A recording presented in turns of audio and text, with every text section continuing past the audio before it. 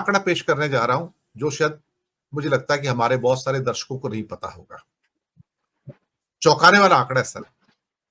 एक स्टेट है जहां पर बीजेपी को 9 सीटें मिलती हैं और कांग्रेस को 3 सीटें मिलती हैं। स्टेट का नाम है असम। अगर आप वोट परसेंटेज को देखें तो BJP 37%, Congress 37% sir. Equal vote है सर दोनों के, मैं आपको बताऊं सर। और वहीं पे एक सीट आती है डुबरी की सीट, रकीबुल हसन कांग्रेस के कैंडिडेट इंडिया के लार्जेस्ट मार्जिन से जीतते हैं। और तब हिमंता बिस्वा शर्मा कहते हैं I doff my hat to you. Sir मेरे ख्याल से 10 लाख से ऊपर का मार्जिन है या 12 लाख का मार्जिन है कुछ उसका, 10 बहुत लाख बड़ा। 10 लाख है।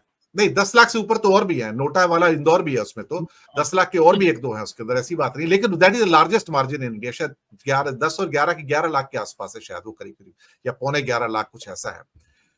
लेकिन वहां पे हार किसकी हुई है? बदरुद्दीन अजमल की सर। असम में बदरुद्दीन अजमल हारते हैं सर, ये बड़ी हार है। और 37% से वोट बराबर लेना सर, मुझे लगता है कि कांग्रेस का एक कम बैक है। मैं आज एक बात मान के चलता हूं कि इवन बिहार की काफी चर्चा हुई, बिहार में कांग्रेस का रिवाइवल हो सकता है, पूरे इंडिया में कांग्रेस का रिवाइवल हो रहा है।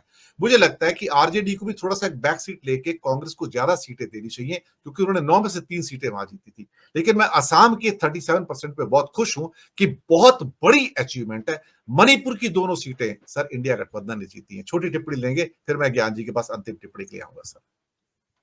नहीं, ये सही है कि असम में बीजेपी के खिलाफ एक माहौल बना है।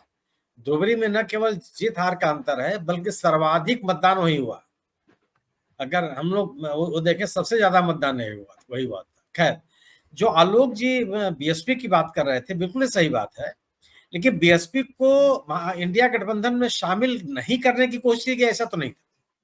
हर कदम पे उसे प्रयास किया गया। नीतीश कुमार तो शुरुआत में जब थे तभी मिलने के लिए गए। ये तो मायावती जी की अपनी भूमिका थी। मायावती जी अगर अगर आ गई होती तो उनका, हम लोग बार बार कहते थे कि इंडिया दल समूह के साथ अगर वो आती हैं तो न केवल उनका जनाधार ही बढ़ेगा, बल्कि अपनी जो उनकी राजनीतिक ताकत है वो बची रह जाएगी। और इंडिया दल समूह बीजेपी के सामने एक और मजबूत चुनौती प्रस्तुत कर पाएगा। मुझे लगता है कि जो रिजल्ट आया वो आता भी नहीं। मैंने जिस तरीके अलग जहां जहां ये गठबंधन हारा है, वहां वहां भी अगर बीएसपी का कैंडिडेट नहीं मौजूद रहता तो अमरोहा नहीं हारते, ये फूलपुर नहीं हारते, जो हम लोग की जानकारी में फूलपुर नहीं हारते। इस तरह कई सीटें ऐसी हैं जो बीजेपी नहीं जीत सकती थी। लेकिन अब ये उनके ऊपर है। वो तो बस, अगर बहुजन समाज पार्टी नहीं आना चाहती है तो अब कोई क्या कर लेगा? अगर आप आत्मघाती हैं तो उसके लिए कुछ आप कर नहीं सकते हैं। और हरि जी, चंद्रशेखर का नाम मत बदलिए, वो चंद्रशेखर यादव नहीं है, उनको अपनी जाति में बने रहने दीजिए।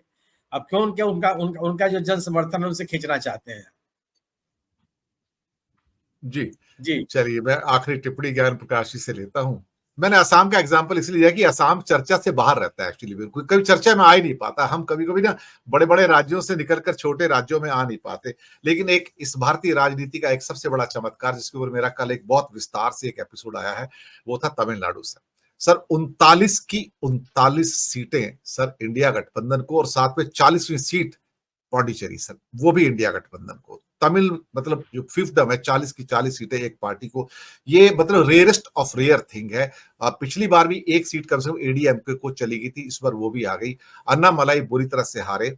सौंदरराजन जो कि बीजेपी के एक मस्कट थी, जो थूथुकुडी से हारी थी पिछली बार और बाद में गवर्नर बनी थी तेलंगाना की, उनको चेन्नई साउथ से लाए, वो 2 लाख से ज्यादा मतों से हारी। वेल्लोर जिसको कह रहे थे कि हाँ वहां पर जीत सकते हैं, वहां पे ऑलमोस्ट 2.5 से 3 लाख मतों से बीजेपी हारती है। हाँ